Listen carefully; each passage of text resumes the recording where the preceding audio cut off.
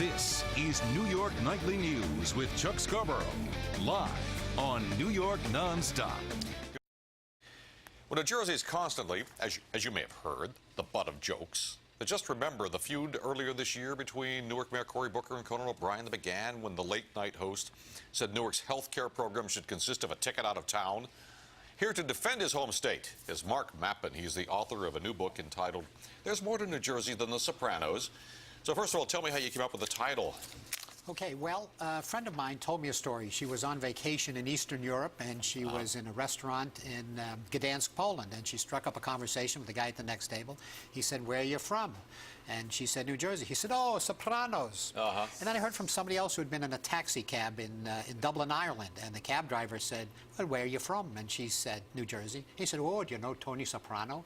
So I think all over the world, you know, when people hear New Jersey, they think of that dysfunctional mafia family. How did that, I mean, it's not just that, but New Jersey is kind of the Rodney Dangerfield of states. Can't get no respect. What happened? Because New Jersey has a glorious history, and there are a lot of bright people came from New Jersey, yet people still love making jokes about it. Why? Yes. Well, you know, New Jersey was not founded like many of the other colonies, the original 13 colonies. Some were religious utopias, some were havens for aristocrats, some had a big merchant class.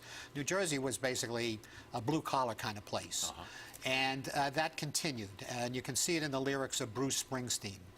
And I think that if you go back into history, and cities like to look down their noses at the people in the hinterlands as rubes and things like that. Sure. So we serve that purpose. Is that right? Yeah, and another issue is that we really don't have a major city, and that the news comes from New York in the north and Philadelphia in the south. But you have so many accomplished citizens. I mean, Thomas Edison comes to mind. That's right. There are a lot of people who accomplish great things in New Jersey. Absolutely. And if you take the New Jersey Hall of Fame, something that started recently, they've inducted Woodrow Wilson and Grover Cleveland, Meryl Streep, Jack Nicholson, Danny DeVito, Frank Sinatra, a whole lot of famous people. So who was Alice Ramsey? Alice Ramsey is one of my favorite people from New Jersey. She was a 22-year-old, plucky young woman, and in 1909, she became the first woman to drive a car from coast to coast. It's really a great adventure. In 1909? 1909. What did she drive, do you know? She drove a Maxwell. Which was before they had Model Ts, before mass-produced cars. That wasn't steam-powered, was it? No, but it was pretty primitive. I'd like to think it was more of a lawnmower than a car.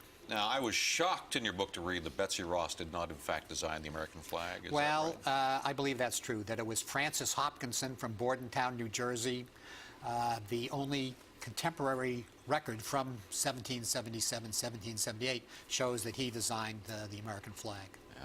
You got proof to back that up? I can back it up. Okay, great. There was a chapter that kind of caught my eye. Yeah. Didn't read it yet. Teleporting penguin lands in New Jersey. What's that all about? Well, that's about a guy who had some weird supernatural theories. Charles Fort was his name. And he wrote a bunch of books, and he used examples from New Jersey of the supernatural, of penguins suddenly appearing on New Jersey beaches, and spontaneous combustion of people, and of the Jersey Devil being seen by the populace. So he was a pseudoscientist and kind of a crank, but I think it's pretty amusing. All right. Well, the book is called There Is More to New Jersey Than Just the Sopranos. That certainly is a fascinating book. A lot of fun to read. A few laughs and some very interesting historical footnotes. Well, thank you very much. Good luck with the book. Okay, thank you. Thank you for coming in.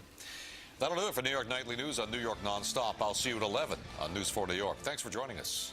Good night.